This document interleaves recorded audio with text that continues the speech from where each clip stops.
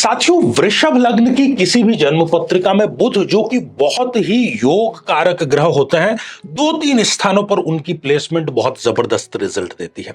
यदि लग्न में ही विराजमान हो जाएं तो यह व्यक्ति अत्यंत ही दूरदर्शी और विवेकवान होता है।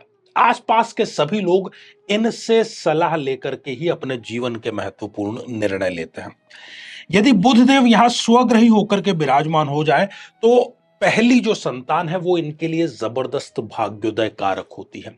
यदि यही बुधदेव अपने मित्र की राशि में यहां विराजमान हो जाते हैं तो व्यापार के माध्यम से यह व्यक्ति शिखर को जरूर छूता है।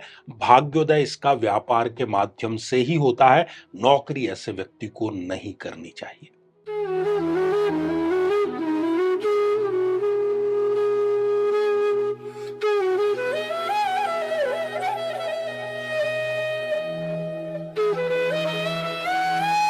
नाम है मंगल। नाम तो आपने सुना ही होगा। मंगल नाम है, लेकिन यह अमंगल कब कर बैठता है? यदि किसी जन्म पत्रिका में 1, 4, 7, 8 या 12वें भाव में विराजमान हो तो ऐसा स्त्री या पुरुष हम उसको कहते हैं कि यह मंगली है। और यह क्या करता है आप जानते हैं? यह विवाह में देरी करवाता ही करवाता है। और यदि विवाह करवा भी दे तो यह दाम्पत्य जीवन में जहर घोलने का कार्य करता है। तलाक तक की नौबत यह लेकर के आ जाता है। क्या किया जाए अब इस दोष का? साथियों, यदि आप भी इस दोष से पीड़ित हैं तो एक बहुत ही सटीक और सही समय आ रहा है और वो समय है मंगला गौरी का। जी हां, 23 जुलाई 2024 की हम बात कर रहे हैं। इस दोष की समाप्ति का इससे अच्छा मौका अगले 1 वर्ष तक आपको नहीं मिलने वाला है। तो यदि आप भी इस स्रोत का पाठ अपने निमित्त कराना चाहते हैं, विवाह करना चाहते हैं, दाम्पत्य जीवन में रस घोलना चाहते हैं, तो इस विलक्षण अनुष्ठान में आपको अवश्य भाग लेना चाहिए, क्योंकि यह मंगल दोष निवारण का ब्रह्मास्त्र है।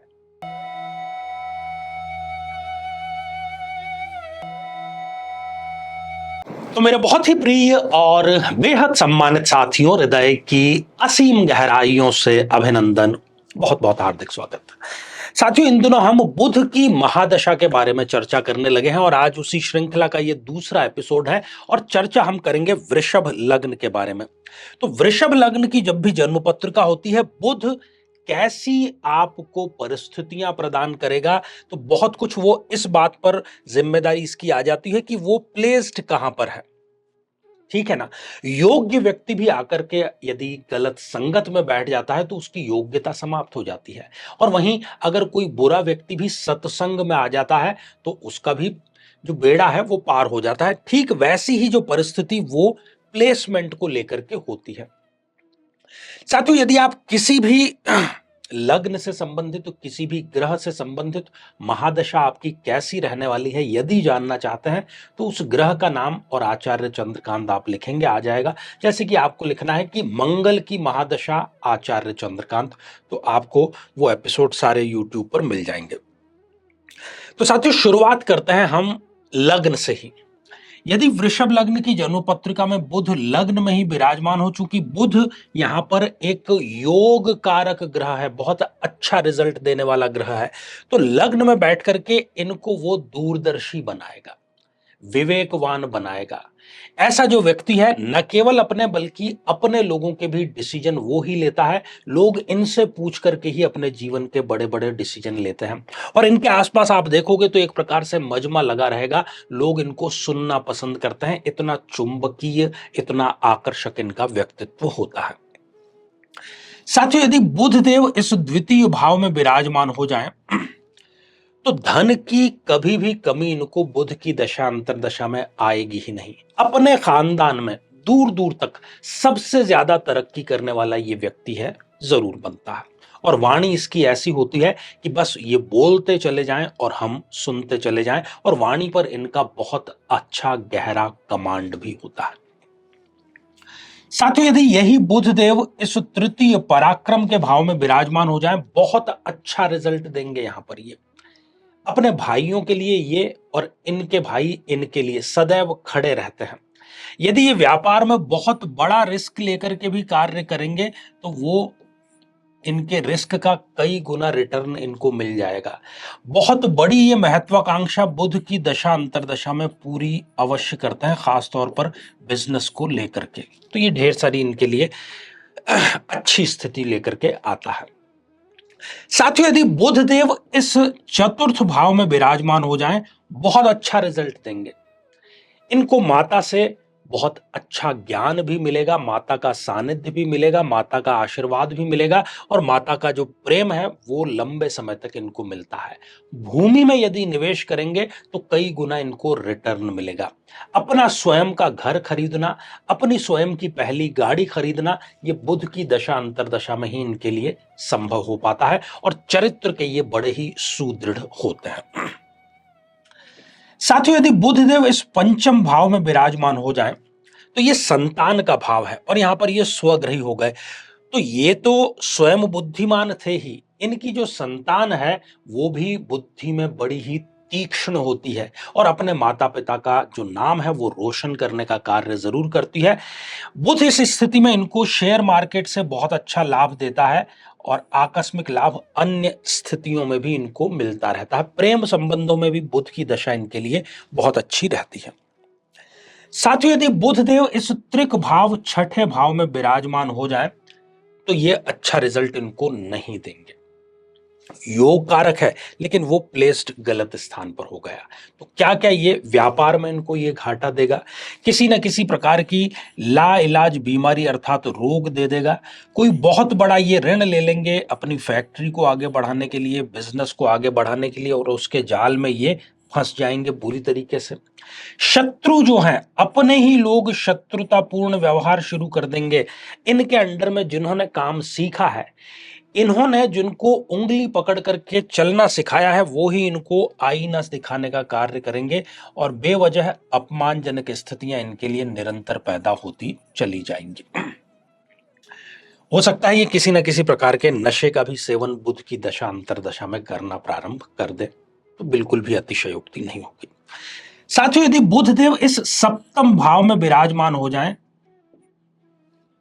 तो ये इनको अच्छा रिजल्ट देंगे। एक तो सही समय पर ये विवाह संपन्न करा देंगे बुध की दशा अंतरदशा आते ही, और इन्होंने अगर थोड़ी बहुत भी कुंडली मिलान करके विवाह संपन्न किया है तो दांपत्य जीवन इनका बहुत अच्छा और सुंदर रहने वाला है।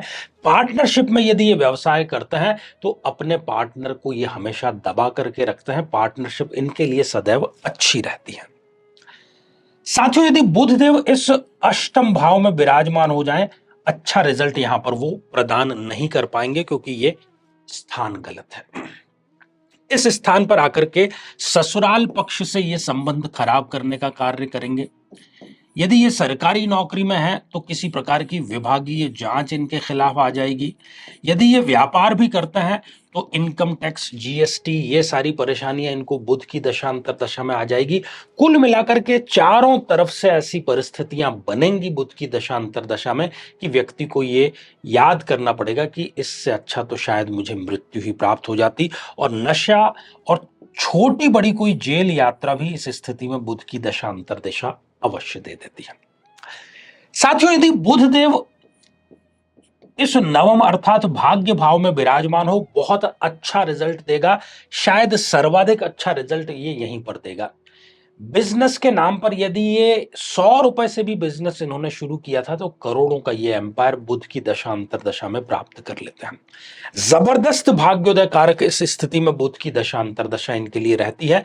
पहली विदेश यात्रा भी ये इसी बुध की दशा अंतरदशा में करते हैं। कुल मिलाकर के 7 प्रकार के सुख इनको बुध प्रदान करता है। साथियों, यदि बुध देव इस दशम अर्थात कर्म भाव में विराजमान हो, बहुत अच्छा रिजल्ट देगा। पैतृक संपत्ति इनको मिल जाएगी।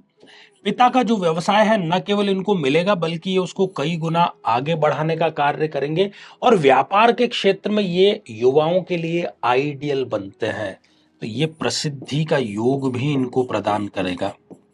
और जीवन में अनुशासन क्या होता है वो इनको बुध की दशा अंतरदशा ही सिखाएगी।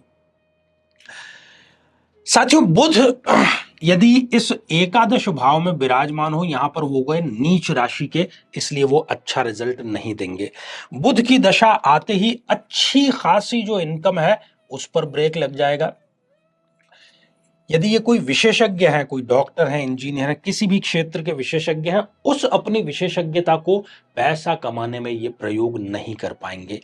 मिलनसार होंगे, लेकिन कोई भी जो रिश्ता है इनके काम का नहीं होगा। आय पे ब्रेक की हमने बात कर ली और कुल मिलाकर के ये हर एक इच्छा को दबा करके इनको बुध की दशा अंतरदशा बितानी पड़ेगी। साथियों, बुध यदि इस 12th हाउस में विराजमान हो, ये भी अच्छा रिजल्ट प्रदान नहीं करेंगे। खर्चे बेतहाशा इनके होंगे। 1000 ये यदि रुपए कमा रहे हैं तो 1500 रुपए का खर्चा आगे से आगे इनके लिए तैयार है।